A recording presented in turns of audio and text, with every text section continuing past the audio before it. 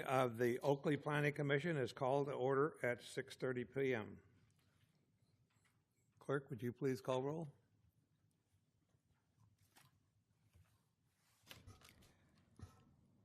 Commissioner Ireland, Here. Commissioner Gowdy, Here. Commissioner Oliveros,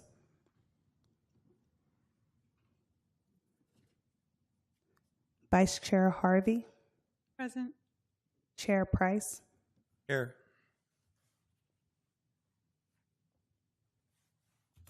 Would you please stand and help me with Pledge of Allegiance to the flag? I pledge allegiance to the flag of the United States of America and to the republic for which it stands, one nation, under God, indivisible, with liberty and justice for all.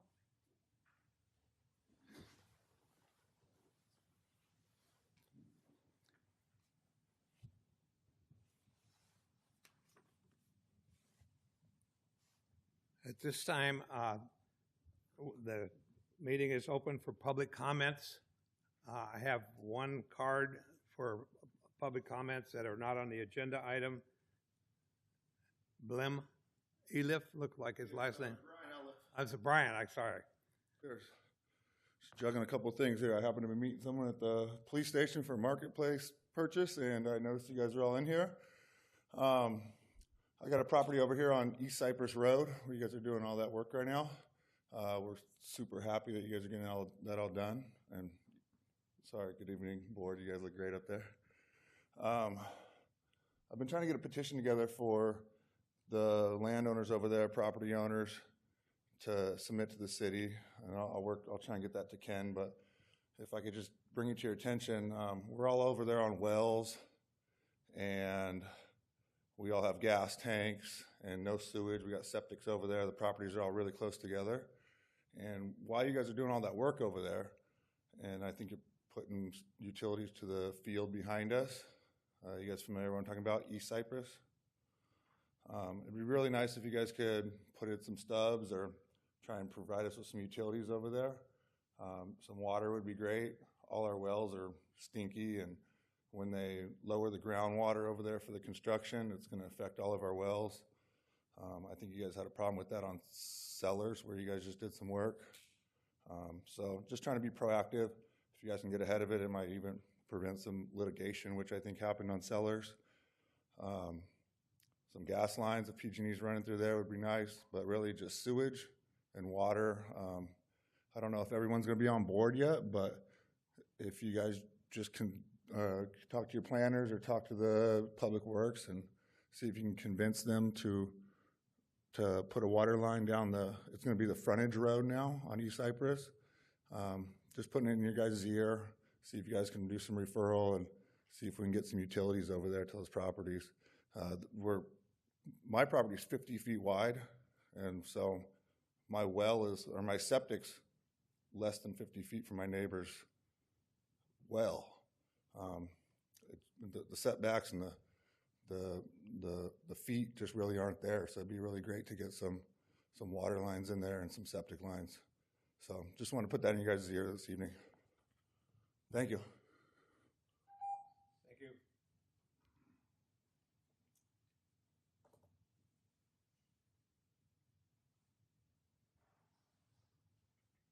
We have no further comments that are not addressing on the agenda item.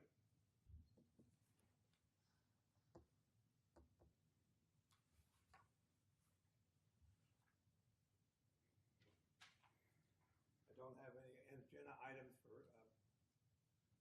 public that does not want to speak, so we'll move on to the next item.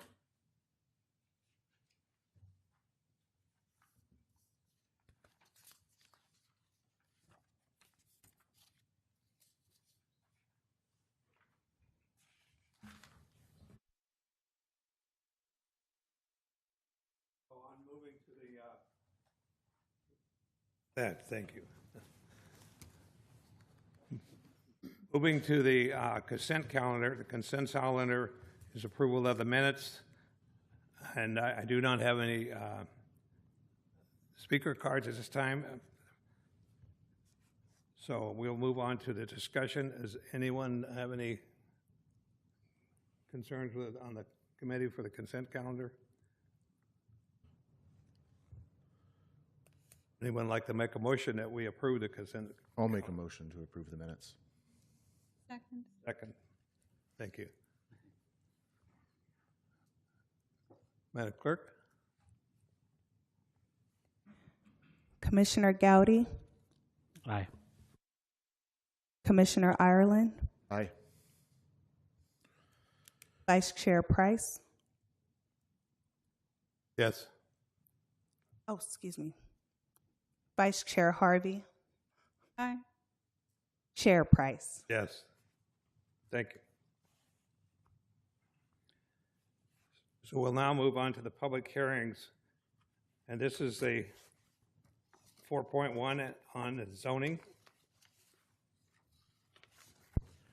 Thank you, Chair. Give me 1 second while I pull up the presentation.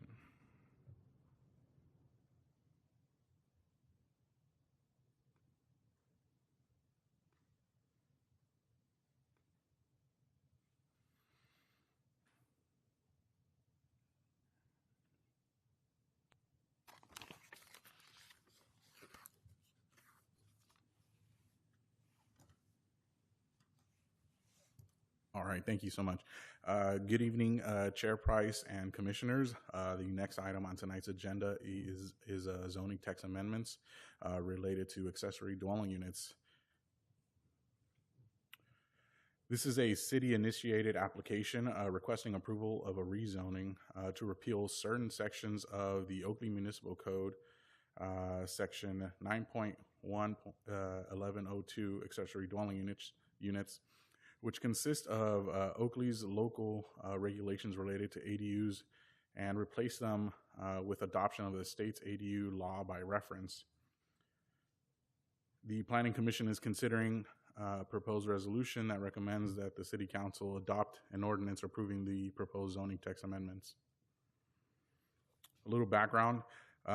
As California continues to enact legislation to increase housing production and streamline local land use regulations, cities are required to make corresponding updates to the general plans and zoning ordinances to remain in compliance.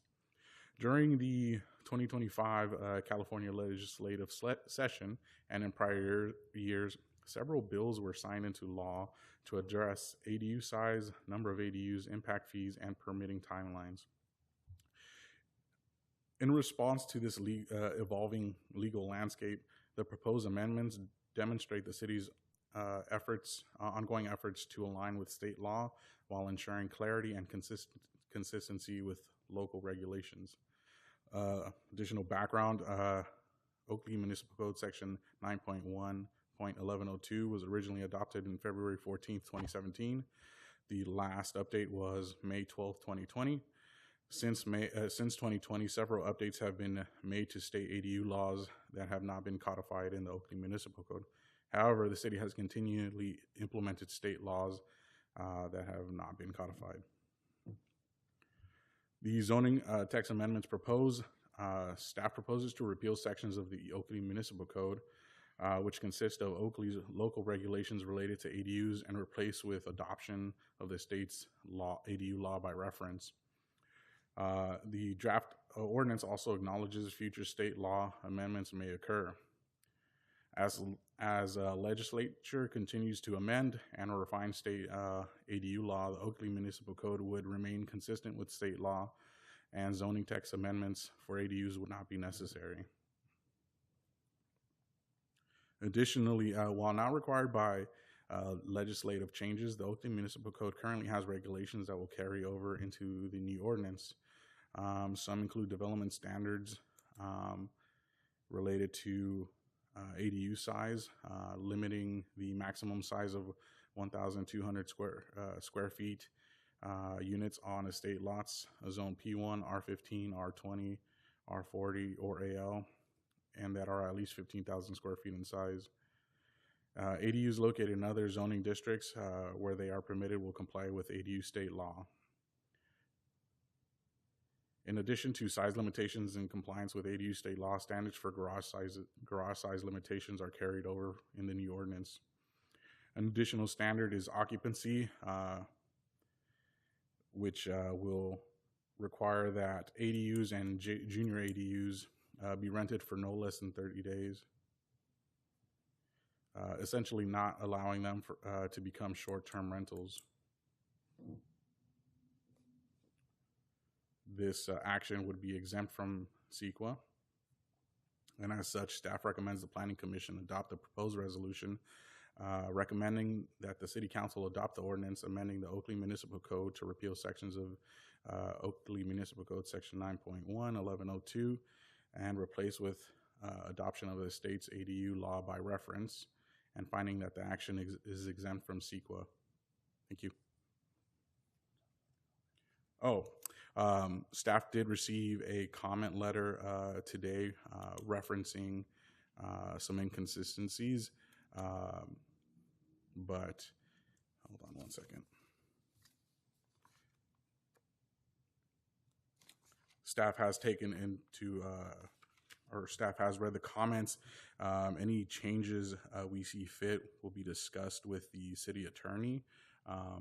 But as for now, we can move forward with the staff recommendation with the knowledge that we did receive comments and that modifications may be required. Thank you. I'm just going to follow up Jose real quick. The comment letter Jose is talking about is included in your public comments. It's this one from HDF. So we did receive this late this afternoon. We let the commenter know that that we would address this with the Planning Commission. Our recommendation would be that we proceed with the ordinance as written, and with the knowledge that staff would meet with the city attorney to discuss whether any of their requests in the letter are something we would need to implement. And they're small things like not regulating the size in a certain zoning district. They're things we felt that we could do. There's only two things in the ordinance that we're keeping that the state law allows us to. So we just need to review that with the city attorney. Whatever the city attorney recommends, we would take to the council, because the ultimate goal of this is to be 100% in compliance with state law while maintaining whatever local control we can maintain. So our recommendation would not change, and we would just ask that the commission consider that when they do take action on the resolution. Thank you. Thank you. Are there any questions or comments from the Planning Commission? I did have a question. I guess this question may be more for the city attorney. I'm not really sure.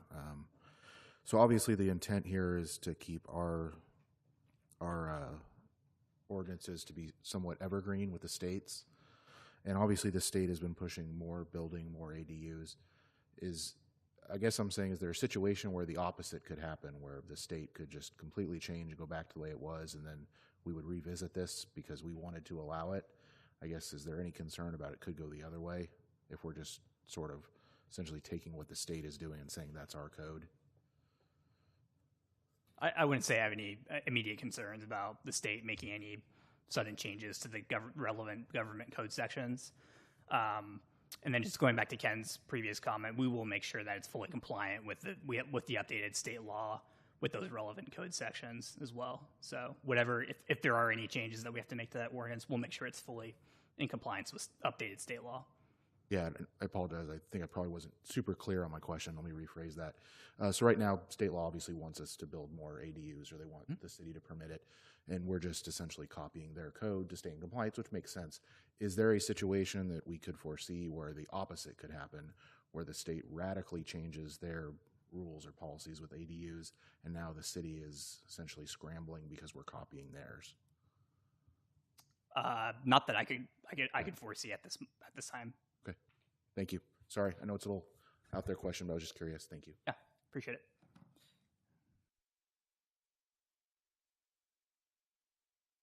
Questions? Not at this time. All right. We will now open a public hearing. At this time, I do not have any comments as far as making a public comment. So we'll move on and we'll close the public hearing and move to deliberations.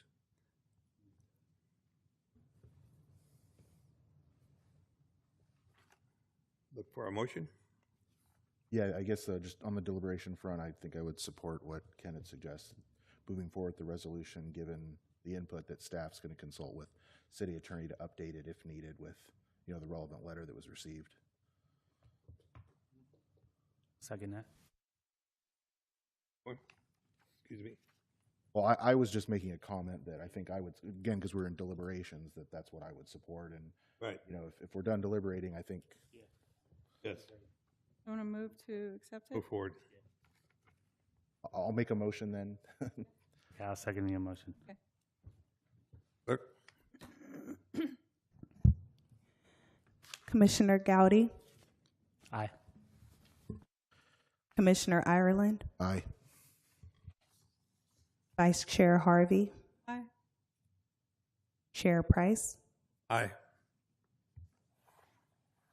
Item 4.1 passes 4 with 1 absent. We'll be moving to the regular calendar item.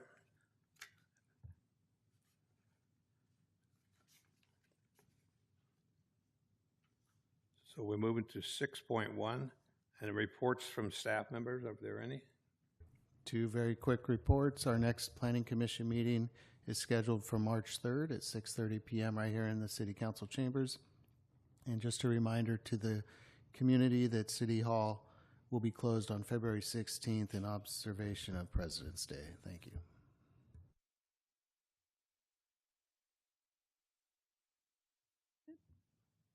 Or any any requests for future agenda items from the Planning Commission? Not at this time. I'm not sure if this is appropriate for an agenda item or not, but my understanding is the city is moving towards more remote participation and changing the way that's going to function. I'm assuming because I don't know if that's going to affect the Planning Commission as well, but when that gets sorted out, if it's possible, if we could get a briefing or some kind of training on what that's going to look like. Sure. At the last City Council meeting, there was a work session on this presented by the City Attorney, Derek Cole. And staff and the City Attorney received direction from the City Council. So the next steps would be for the city to go out and bid for a consultant to assist us with that transition. It will impact the Planning Commission, so the Planning Commission meetings would operate in under the same rules as the City Council meetings. So, yeah, once we get that squared away, it'll take effect in July. So we will need to come back and present that to the Planning Commission and provide you all with training materials. We'll do that. Thank you. Thank you.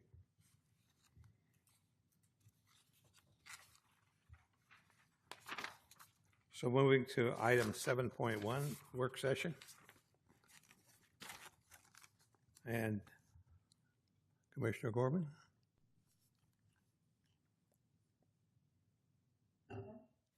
Thank you, Commissioners.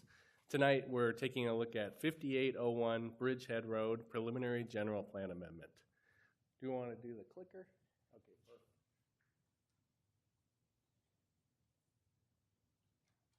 perfect. Behind the scenes action there. We're going to start with where we're looking at tonight. We're in the northwest corner of town on Bridgehead Road, where that star is. We'll get a closer view. The subject property this evening is outlined in orange there towards the top of the image. It is on Bridgehead Road, and then Main Street is there towards the bottom, and Highway 160 runs along the side of the image. To the east of this property are vineyards. To the northeast is the Oakley Logistics Center. To the north are train tracks, and then a PG&E Corporation yard. To the west is Highway 160, and to the south is Sandy Point mobile homes. Here's an overview of the general plan land use designations in this area. On the left, we're zoomed out, and you can see this entire area is mostly for commerce. Red is commercial designations, and light blue is light industrial. On the right, it's more zoomed in with a star on the subject property, and you'll see right now it is designated commercial in our city's general plan. Everything to the south and east of it is commercial. To the northeast, we have some utilities in that dark blue, and then light blue is the Oakley Logistics Center, which is designated light industrial. Here's an image, a recent image of the site. It's 4.31 acres. It is fenced around on all sides. It's vacant right now. It has been used as a contractor's yard in the past. That object in the center is a non-potable well. And then there's a gate there. That's your entrance and exit onto Bridgehead Road. And then there you can see the freeway and the railway to the north and Bridgehead Road. For tonight's request, first, what is a work session like this? Why do we do a preliminary work session?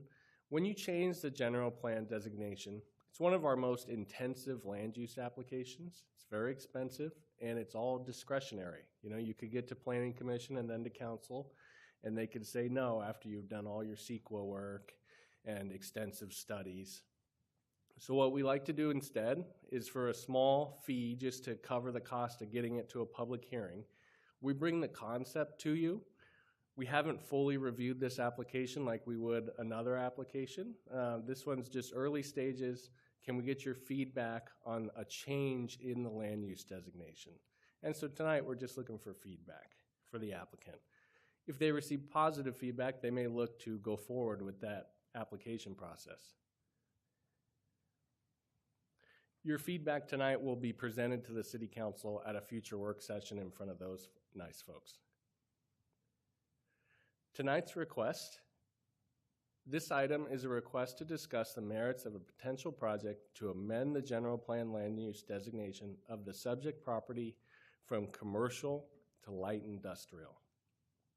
There you see on the map, the left-hand side is what's existing, and then the right-hand side is what they're proposing. Right now, it's commercial. That allows uses like personal services, hair salons, barbers, nail salons, restaurants, retail when we had retail development, and it's more service-based daily users. And we're providing an assessment of what impact a change would have. Amending the general plan designation to light industrial would make a rezone application to LI district possible, which would then authorize uses permitted in the LI district. Uses currently permitted in C, like the ones I just went over, are generally no longer allowed if they were to change. They wouldn't be able to do those uses I just said. And the LI district, that has a whole different list of uses. Those are auto repair, a mini storage without retail associated with it, contractors' yards, small warehouses in this case, light manufacturing, and then more intensive uses, those need a conditional use permit, including even though we don't think of storage facilities as being very busy, those require a CUP, certain marine-related industries, and any uses that are deemed to generate dust or fumes or too much noise, those need a conditional use permit subject to the zoning administrator's determination. That's the result of what would happen here. Tonight we're asking for any feedback you have on whether you're in favor of a change like this, and you're acting in an advisory role to City Council. We'll take this to Council and we'll note in the staff report any thoughts you had on this application here. Finally, I have, again, just an existing and proposed view, commercial to light industrial. And then our applicant here, Mr. Dick Loki, he has a presentation for you. And I do recommend, if it pleases the commission, that we watch that presentation. And then if you have any questions for me, you let me know, or the applicant. Thank you. Thank you. Thank you.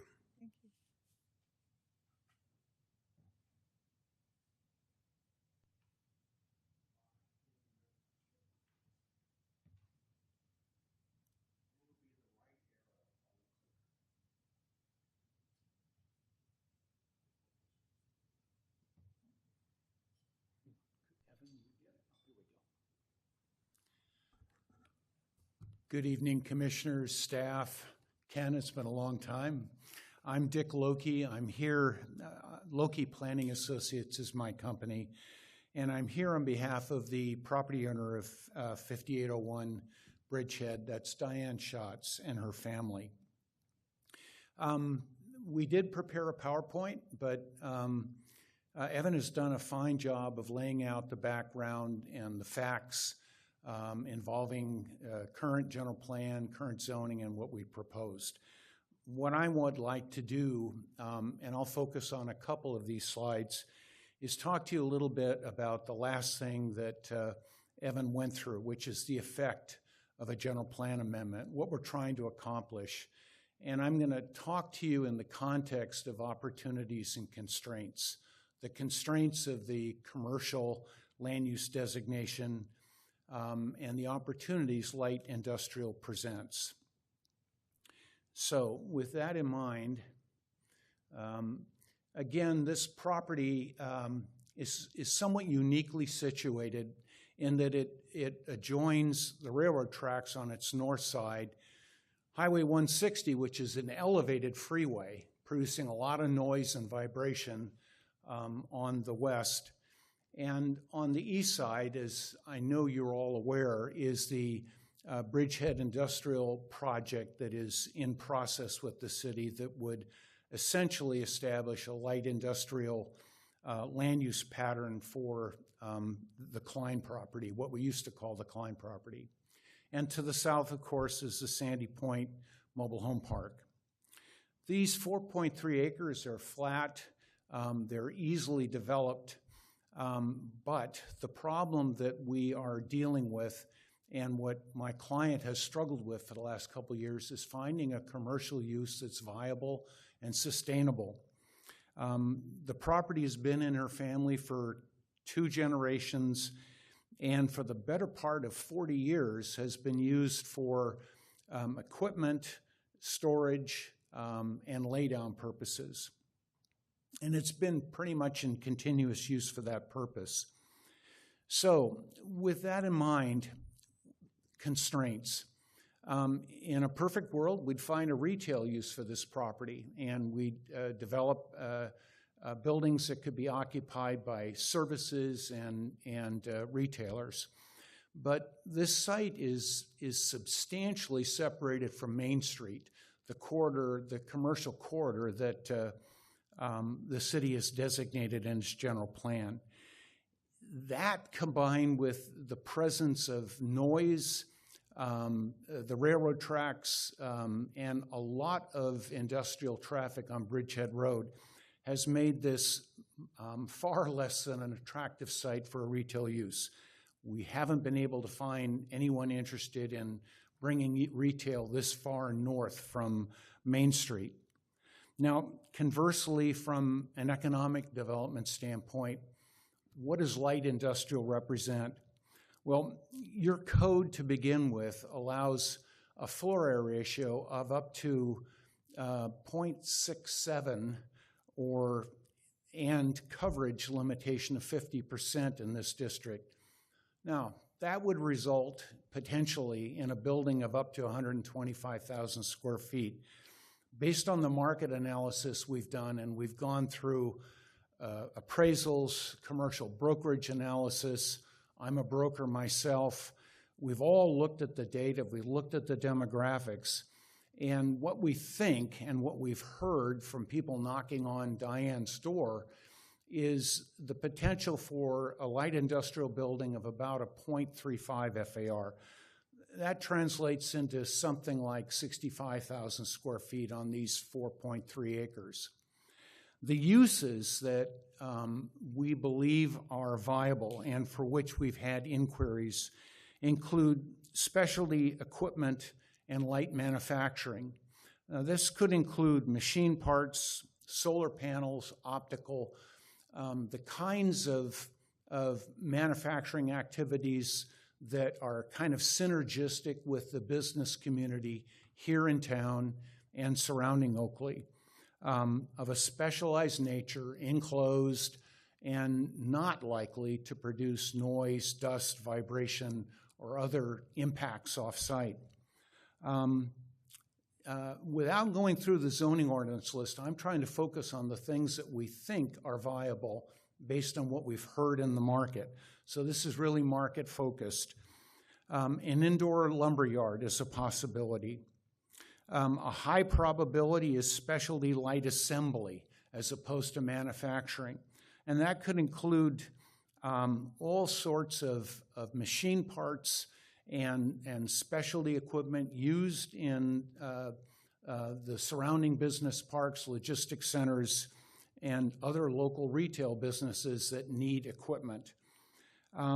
Warehousing, not standalone, because this is only 4.3 acres, but in combination with one of those assembly or light manufacturing uses. And offices. There is demand for general and professional offices, and in combination with one of those other uses, again, assembly, manufacturing, we would see offices. And lastly, equipment maintenance facilities. There are a range of specialty maintenance needs, again, tied to the local industry. So think of this as you would service commercial meeting the needs of the population. A light industrial facility with equipment maintenance would service the industrial neighborhood surrounding this site. This site I want to note, because of the discussion that's gone on here, both with the commission and staff and ultimately will be with the council. This site is too small for a data center. It would be an inappropriate use and probably would not work to begin with, given infrastructure limitations.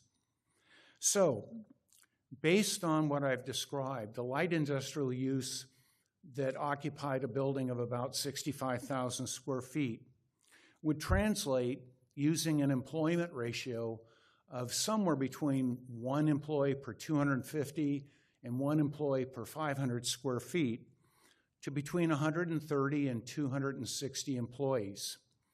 Now, these would be well-paid jobs, somewhere in the range of $70,000 to over $130,000 annually, and that would translate to a payroll of somewhere north of $1 million to over $2 million annually.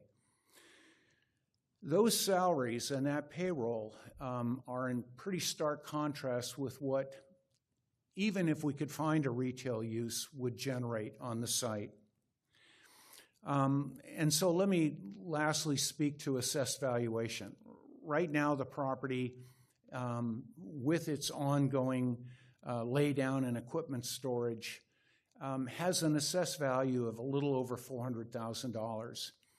Annually, that generates something close to $6,000 in property taxes and special taxes. Not very much. Were this developed for a light industrial use, again, I'm using $65,000 because we don't have a tenant in hand yet, but that's what the market suggests is the target. We'd be looking at adding somewhere between $2.5 and $4 million of capital improvements and assessed valuation, which would translate to an additional somewhere between $30,000 and $40,000 annually in property taxes. So what this is really saying is there is a market potential for a light industrial use, one that is kind of synergistic with the business community that is evolving in Oakley and expanding, and this site works nicely in that niche condition. We think this kind of use would be compatible not only with the business parks, but certainly with the entire environment in which it would be located. It's a noisy environment. It has a sensitive residential use to the south of it, and this kind of use would be compatible because it would be less noisy than the unenclosed activities that have been going on there for the last 40 years. And let me close by just mentioning something that Evan, I know, is aware of but didn't bring up. Any new development in the light industrial district triggers design review. And so once a tenant is found and a building is designed, the architect and engineers have to think about making the site meet the needs of the tenant, right? But at the same time, fitting into its local environment. And that means being sensitive to everything from handling traffic, handling parking, to where doors, service doors and so forth open, not towards the mobile home park, but towards the noise sources. And so the community gets engaged through design review and looking at everything from building height and materials to parking adequacy, landscaping, and frontage improvements. So my apologies for giving you a PowerPoint that I didn't spend a lot of time on. It's there if you wish to look at it later. But again, Evan covered most of that. I'll just close by saying that we have an opportunity here for an economically viable, sustainable use that generates jobs and enhances tax base. And all of the data we have is telling us that a retail use simply isn't going to be feasible today, tomorrow, or 10 years from now. And we're interested in moving forward with something that works. Thank you. Are there any questions from the planning commissioners while we have? No? Thank you very much. Thank you for your time.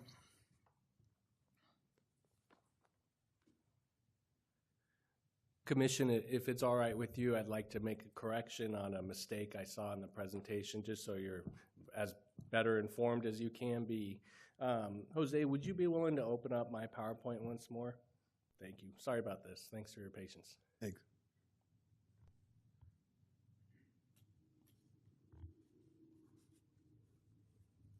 Sorry to put you on the spot, Jose. Thank you. All right, here we go.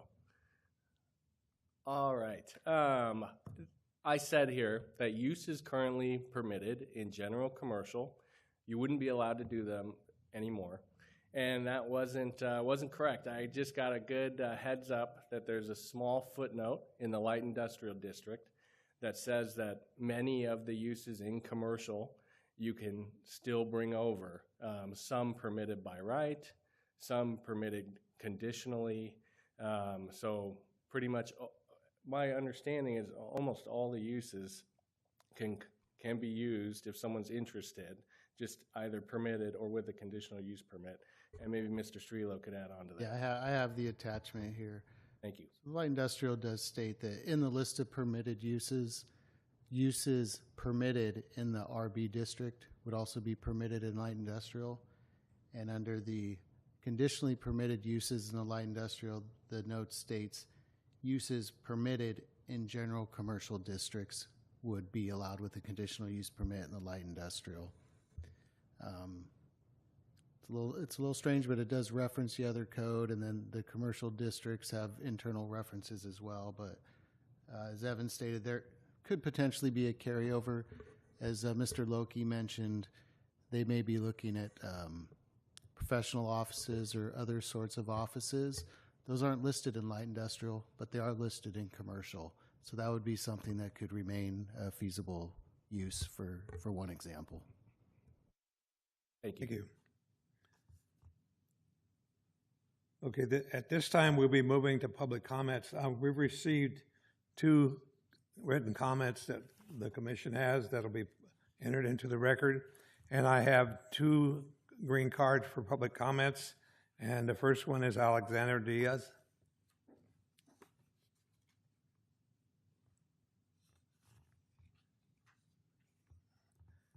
And the other one is Richard Lokachi. That's you. So that's it. It's already included. That's it. No other public comments? Then we'll move on and ask any questions or comments for the commissioners. And this, we don't take a vote tonight, so if you have any comments to go forward to the city council, this is where it will be entered into the record. Yes. I'm happy to go first. I feel like I'm monopolizing. Yeah, just as far as my recommendation, I'm generally, I think I would support this if it was tied to an actual activity, not just a general change. I think my comment to council will be to consider this strongly, that we do have limited commercial in the city, and I feel like we kind of need to, or we need to protect it. So I don't think I'd recommend making this change unless we had a substantive project that it was tied to. I know this is just a general plan change, but it does indicate how the city is considering or the tides that are going, and so I recommend we leave it as commercial unless it's tied to a specific project where we can tie at least a planned economic development behind it.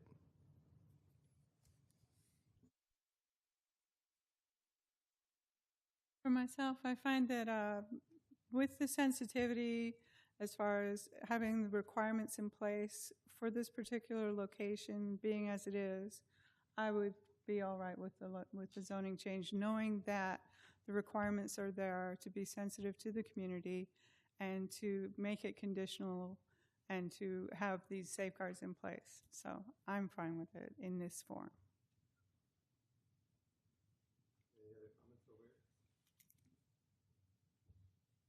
You know, looking through the general commercial and all the options that you have, it's pretty hard to say that there's going to be something that's legit that somebody would want to be able to build there at this time. But I would, I'm with my coworker here. I would like to see something like what the idea would be, but I would be okay with the switch if it was on mine. And looking at the building, I've seen this property for a long time with a lot of storage on it and kind of changed from different things. It's not been a nice thing to look at as you're driving down the road. And I think it would be a real plus for Oakley to have a nice building in there rather than a storage yard with you never know what kind of construction equipment you're going to find there. So I also would say that I think this would be a great addition for the city. And moving on, since there's no further business, the meeting is adjourned.